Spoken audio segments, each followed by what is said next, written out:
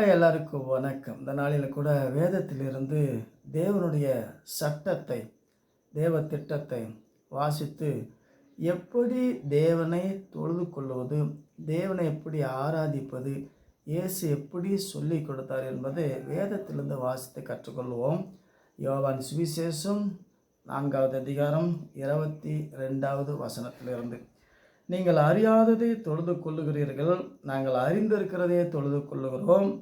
ஏனென்றால் ரட்சிப்பு யூதர் வழியாய் வருகிறது.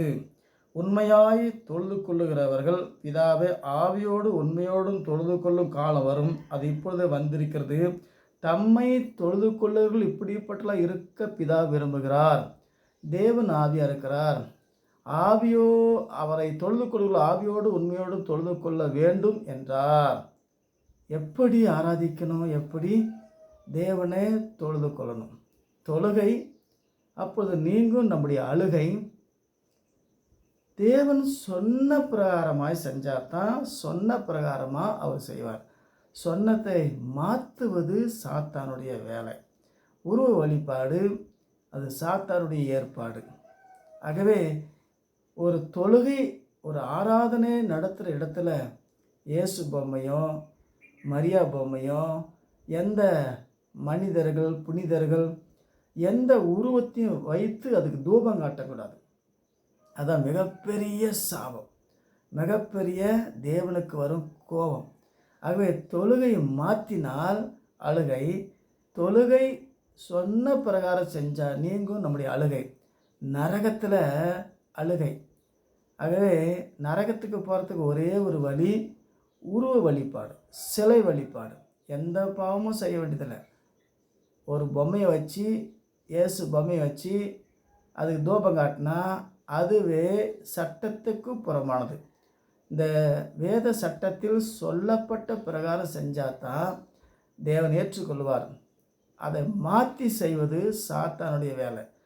பழைய ஏற்பாட்டில் கெட்ட கனி, புதிய ஏற்பாட்டில் கெட்ட பனி. நாங்கள் கர்த்தருக்கு பணி செய்கிறோம், கர்த்தரை பணிந்து கொள்ளுகிறோம், தேவன் ஆராதிக்கிறோம், இயேசுவை தொழுது கொள்கிறோம், இயேசுவை நாங்கள் ஆராதிக்கிறோம் என்று சொல்லி தகாத விதமாக செய்யும்போது அது தேவனுக்கு எரிச்சலை மூட்டும்.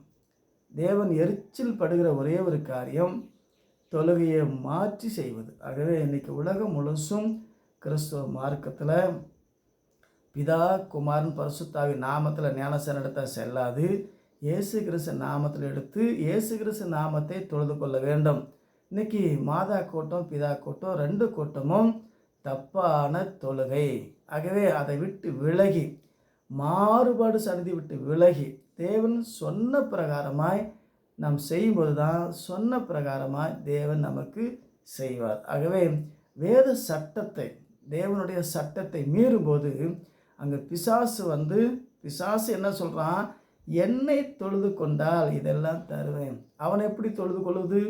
சட்டத்தை மீறும்போது, தேவ திட்டத்தை மீறும்போது அங்கே சாத்தான் வந்து அமர்ந்து விடுவான். நோயும் பார்க்க முடியாது, பேயும் பார்க்க முடியாது, தேவனையும் பார்க்க முடியாது, ஆவியும் பார்க்க முடியாது. எல்லா சட்டத்தின்படி, தேவனுடைய திட்டத்தின்படி சட்டத்தை மாற்றாமல் தேவன் சொன்ன பிரகாரமாய் வேதம் சொல்லுகிறபடி இயேசு கிறிஸ்து நாமத்தில் ஞானஸ்தானம் எடுக்காவிட்டால் கிறிஸ்துவனே கிடையாது. குழந்தை ஞானஸ்தானம், பிதா குமார் நாமத்தில் ஞானஸ்தானம் செல்லாது. ஆகவே இயேசு இயேசு இயேசு என்று சொல்லுகிற ஜனமே, கூட்டமே, மதமே, மார்க்கமே, இயேசு சொன்ன மாதிரி, நான் சொன்னதை கேட்டு சொன்ன மாதிரி செஞ்சால் கண்மலையில் மேல் வீட்டை கட்டின புத்தி உள்ள மனுஷன். நான் சொன்னதை கேட்காமல் கட்டினால் அதுதான் மணல் மேல் கட்டின புத்தி இல்லாத மனுஷன். இன்றைக்கி புத்தி இல்லாத பக்தியில் ஜனமோ உலகமோ மார்க்கமோ சிக்கி சாத்தானுடைய வலையில் சிக்கி, சாத்தானுடைய ஒலையில் சிலையில் சிக்கி ஜனங்கள் அழிந்து கொண்டிருக்கிறார். ஆகவே மாறுபாடு சந்தி விட்டு விலகி தேவனுடைய வார்த்தை சொல்லுகிறபடி ஆவியோடு உண்மையோடும் தொழுது கொள்வோம்.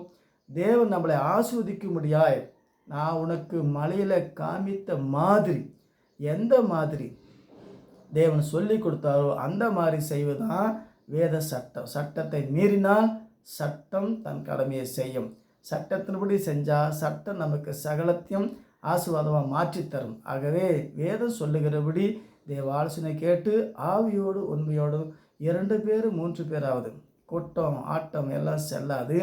இயேசு நாமத்தில் ஞானஸ்தானம் எடுத்து தேவனுடைய வார்த்தை சொல்லுகிறபடி ஆவியோடு உண்மையோடு தொழுது கொள்வோம். கர்த்தர் நம்மை ஆசீர்வதிப்பார். மீண்டும் சந்திப்போம். வணக்கம்.